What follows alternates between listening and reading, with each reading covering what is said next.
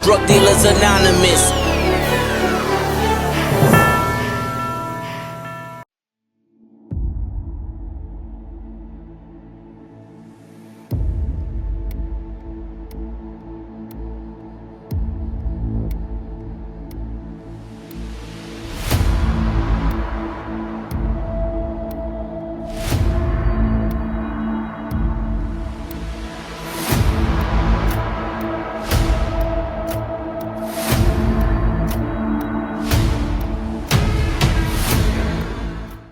Can you believe that in 1972, I was a 30-year-old kid with $100 million in cash?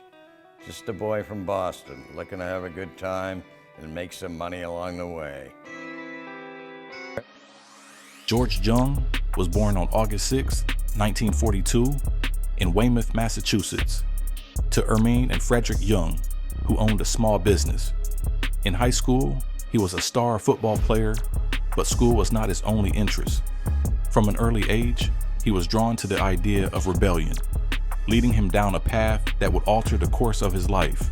He was arrested while in high school by an undercover cop for solicitation.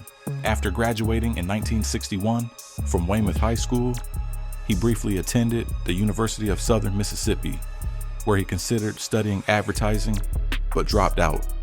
He began recreationally using marijuana and sold a portion of everything he bought to break even. If you bought grass, you bought it from us. The bills were paid and I was making way more money than I could at a real job. I built a reputation for myself. People even started calling me Boston George. In 1967, after meeting with a childhood friend, he realized the enormous profit potential by smuggling the marijuana he bought in California back to New England. He initially had his flight attendant girlfriend transport the drugs in her suitcases on flights. In search of even greater profits, he expanded his operation to flying the drugs in from Puerto Vallarta, Mexico, using airplanes from private airports on Cape Cod, and used professional pilots. At the height of his enterprise, he and his associates were reportedly making $250,000 a month. This ended in 1974 when he was arrested in Chicago for smuggling 660 pounds of marijuana. He had been staying at the Playboy Club, where he was to meet a connect who would pick up the marijuana. The connect was arrested for heroin smuggling, and he informed the authorities about Jung to get a reduced sentence. I was arrested in Chicago with 660 pounds of grass. I think that qualifies me. Listen to what you say to the class today about the smuggling. And I believe you were a murderer. I knew you were in Mexico. George, what do you know about cocaine?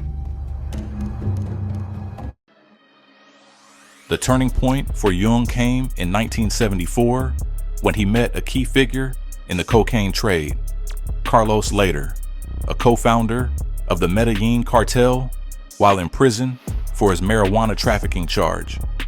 Once out of prison, he soon aligned himself with Lehder and the Medellin Cartel, which was rapidly gaining notoriety for its operations. This partnership was pivotal, marking Jung's transition from a small-time dealer to a major player in the cocaine trade.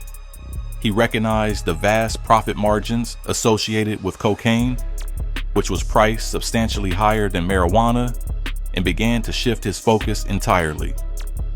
Jung developed an intricate network for smuggling cocaine, primarily using private planes to transport the drugs from Colombia to Florida.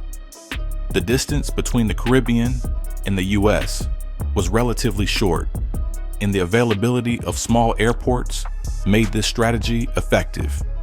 He capitalized on this approach, meticulously planning flights and operating through a series of fronts to avoid law enforcement detection.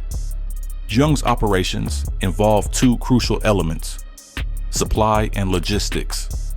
The Medellin Cartel was responsible for the cultivation and production of cocaine, primarily through massive coca plantations in Colombia.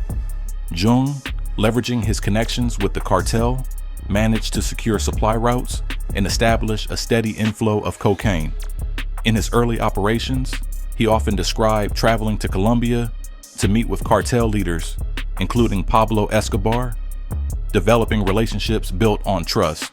He operated through intermediaries who would deal directly with the growers, enabling him to sidestep direct involvement in the more violent aspects of the cartel's operations. First time I met Pablo was at his ranch. It was in 1975. We flew down there in a private plane. You know, it was all business. I told him that, I was experienced in transporting across Mexican borders, and I didn't see any reason why I couldn't transport it out of Colombia. And he was intrigued by that. I told him, I don't want to buy the stuff. I don't want you to front it to me. You own it. And I said, I'll charge you $10,000 a kilo to get it back into the United States. Pablo told me, he said, cocaine is poison, he said. And he said, I don't want you to come here and tell me someday that you lost the load because you were stoned on cocaine. He said, I don't even want to begin to tell you the consequences for that.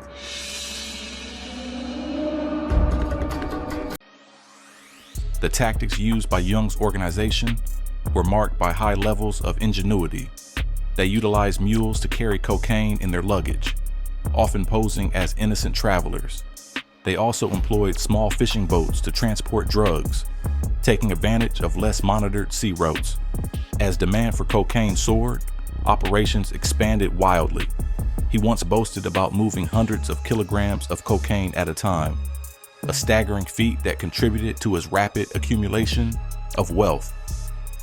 We're charging $10,000 a kilo to move it. If I brought 500 kilos, okay, at $10,000 a kilo, it was $5 million a trip. I was making several trips a week. How much was I making a week? Was millions and millions of dollars, tax-free. No operation, however, was without its risks. The drug trade was fraught with violence, and as Jung became more deeply embedded in the Medellin Cartel, he witnessed the brutal realities of the business. Rival gangs, shootouts, and law enforcement crackdowns continually threatened operations, making every deal a matter of life and death. The Medellin Cartel itself was a complex and formidable organization, dominated by key figures like Pablo Escobar, Carlos Lehder, and others. The cartel's power was derived from its ability to control supply chains and maintain a grip on violence and fear, and Jung became a vital cog in that machine. His role in the cartel mirrored his own ambition and desire for success. He managed international operations, ensuring that cocaine reached various U.S. cities, from Miami to Los Angeles. The collaboration with the cartel provided him with the resources and protection he needed, but it also exposed him to the unpredictability and brutality of the drug trade. As Jung gained notoriety, his lifestyle became increasingly flamboyant. This attracted not only law enforcement, but also jealousy and suspicion from other cartel members. Tensions grew between Jung and other cartel operatives, leading to an environment filled with paranoia, a theme he would repeatedly encounter in his life as a trafficker. Dirty, dangerous, evil business. And if you want to be the king, sometimes the king has to pick up the phone and drop bombs on people. Fast forward to 1994, he was arrested again after eluding capture for years, which led to a 60-year sentence. After serving nearly 2 decades, he was released in 2014. Upon his release, he sought to rebuild his life, far removed from the world of drugs. He became a public figure and shared his story through interviews and speaking engagements, a cautionary tale about the consequences of a life driven by greed and addiction. His life inspired many cultural references, including the film Blow, starring Johnny Depp. While there were inaccuracies in the film, it served as both entertainment and a sobering reminder of the realities of the drug trade. Despite its glamorization of the drug trade, Jung's story ultimately serves as a tragic example of how quickly one can fall from grace. That film, Blow, was a love letter to George. He deserved the best that I could possibly give him, you know. In the end, he died in the same town he was born in, far from Colombian jungles and cartel mansions. No more blow, no more bravado, just a man with memories and regrets. George Jung once said, "You make money, you lose money. You're young, you're old, you're alive, you're dead. But in between those extremes lies the truth." And for George, that truth was cocaine, a white powder that built and broke him. He didn't start the war on drugs, but he was one of its most infamous foot soldiers. It's pretty crazy when you think about it, that an old outlaw writing a story in a prison cell would come to all this.